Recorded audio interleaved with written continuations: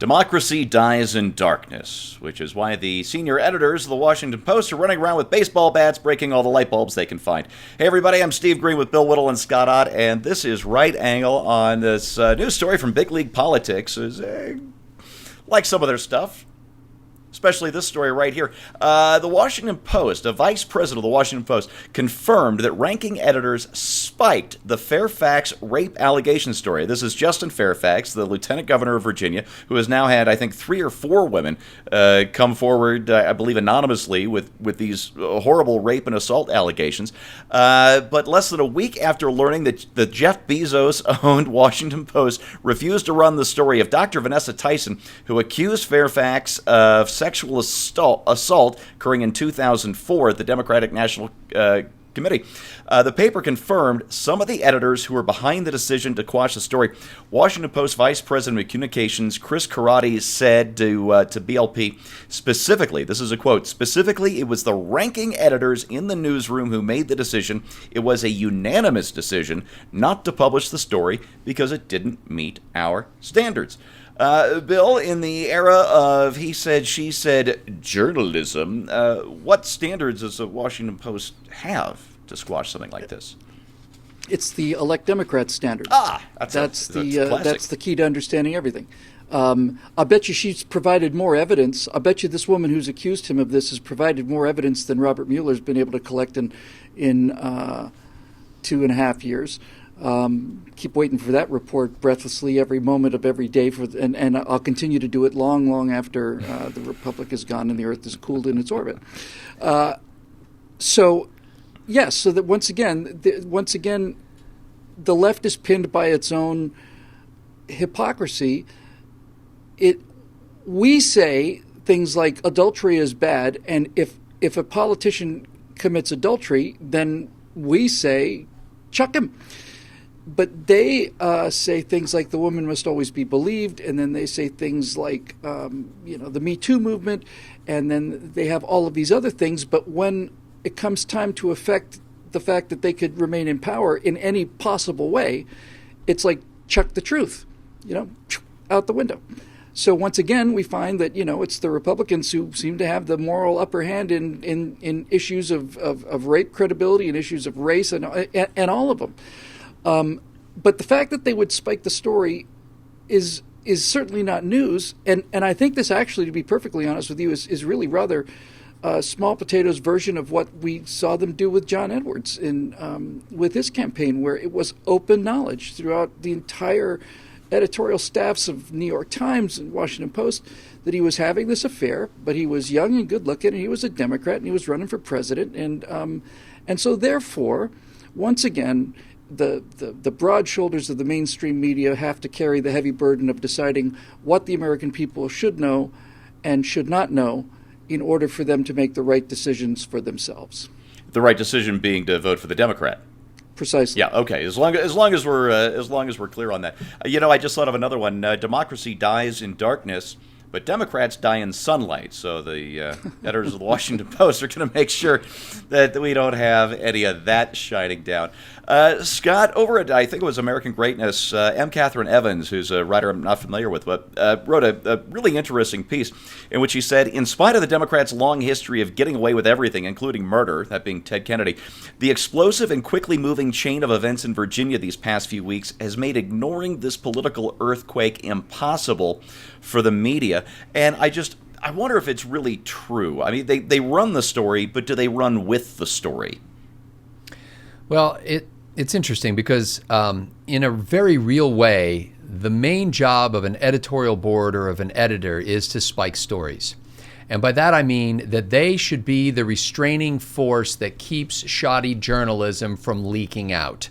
Yes. And frankly, that ought to happen more often than not. It ought to happen more often than it does. There's a lot of stuff that gets into the pages of the Washington Post that should have been spiked because it lacked their own standards. See, my problem is that I went to school and studied journalism, and at that time, we lionized Woodward and Bernstein. We thought that these guys were heroic, and it's because we had read All the President's Men, or at least had seen the movie, and what I was in love with was the fact that it was so hard to get a claim into the newspaper because you had to have at least one corroborating witness, somebody who could give eyewitness testimony to the thing that your source was saying.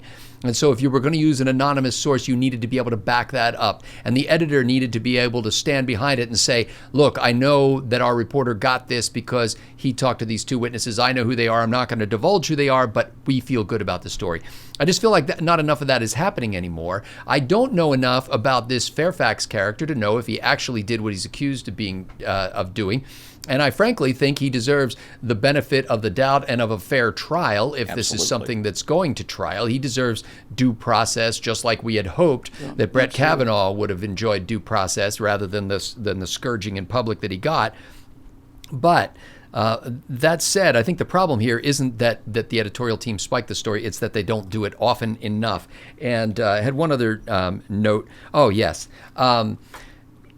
I like the idea that the Washington Post has some journalistic standards, and I want to see them. I want to see them on perhaps the front page. I mean, it can't be that complicated. They should have a little corner piece every day that shows you these are our standards and that says, please hold us to these standards. We don't want to just claim virtue and keep it vague so that we can always decide on a situational basis what we wish to publish and how we wish to cover something, but we want to be held accountable for our standards, and we want you to know what they are so that you can call us on it when we breach them. And if you don't like their standards, they have others. And the standards read at the bottom, number 1, elect Democrats. Standard number 2, see standard number 1.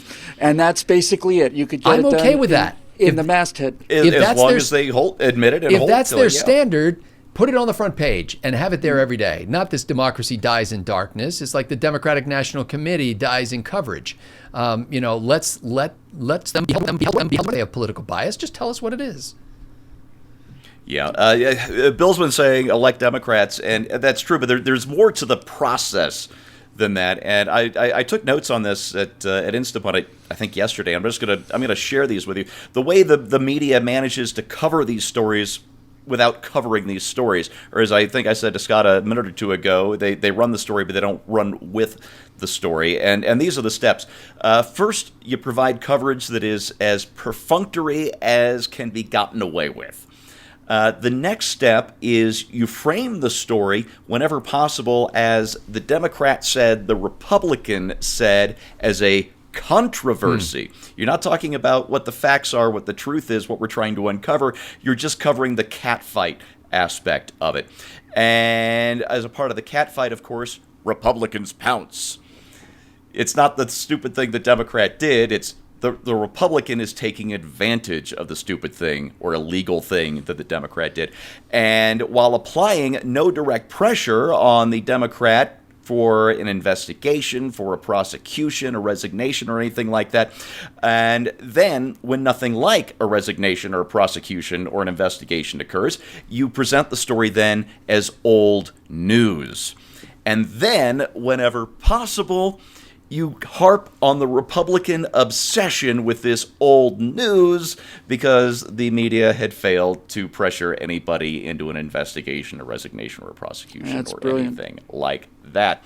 And that's the way our once vaunted press operates. I'm sorry to say, but we are here maybe to shine a little bit of light on the darkness provided by the likes of the Washington Post. And it's made possible by the members of BillWhittle.com. If you like shows like this, please click on over to BillWhittle.com, click the join button, because we would love to have you on board as one of the producers making content like this possible.